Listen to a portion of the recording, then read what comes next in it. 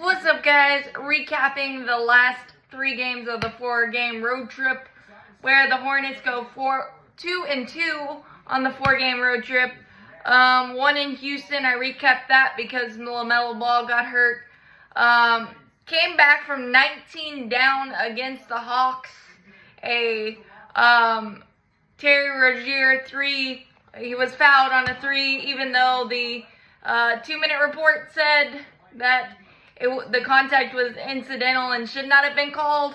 The Hornets have been burned by the 2-minute report countless times over the last handful of years, so we'll take that one. And coming back from 19 down, you gotta give props to the players for not quitting.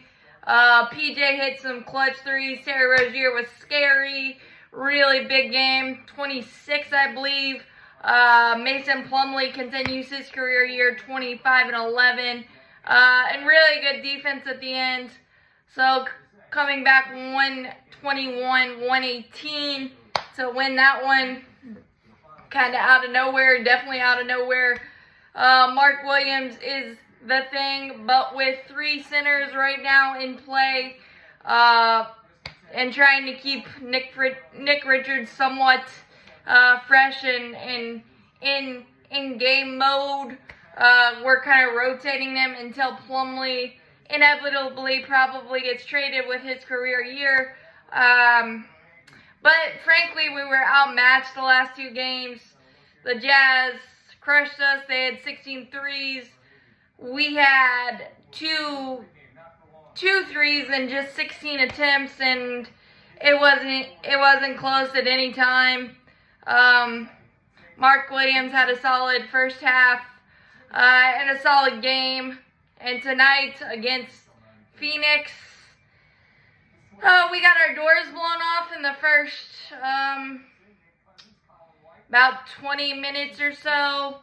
We were down 30 at one point and got it down to 8 just before half, but Cam Johnson cooked Bryce McGowan's in his first start, learning curve type of thing for Bryce.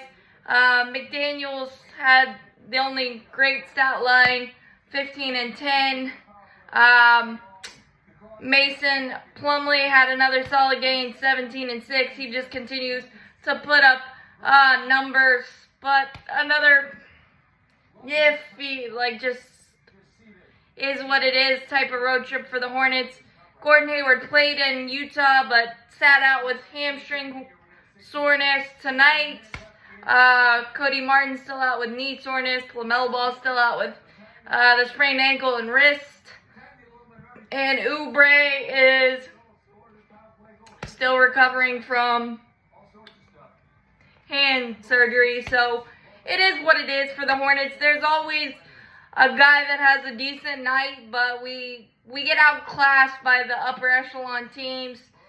And we give up CVS receipt runs, and we just can't stop the bleeding, and we don't have a lot of guys on the team right now healthy that can, when you need a bucket, get a bucket.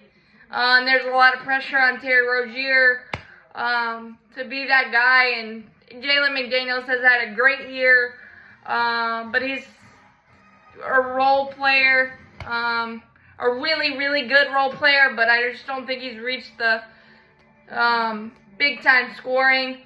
PJ Washington had a streak broken of 13 straight double-digit games, I believe, in Atlanta.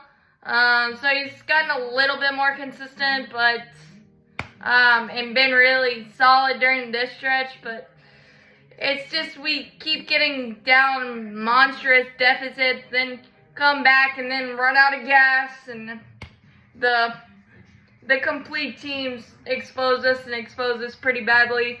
But I liked tonight that there was pride after being down 30 to cut it down to 8 using the zone was nice to see, but it just didn't matter. 128 to 97.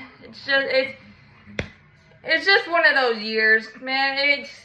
anything and everything went wrong from the get-go, and the injuries, the Miles Bridges of it all, the coaching, Kenny Atkinson, then no Kenny Atkinson, then it keeps piling on. But as always, Buzz City all fly go Hornets, because I never stop watching my teams, never stop loving my teams, no matter what.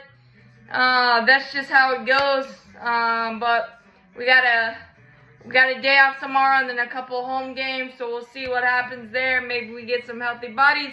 Maybe we see some trades, and some hope and light at the end of the tunnel starts happening at some point.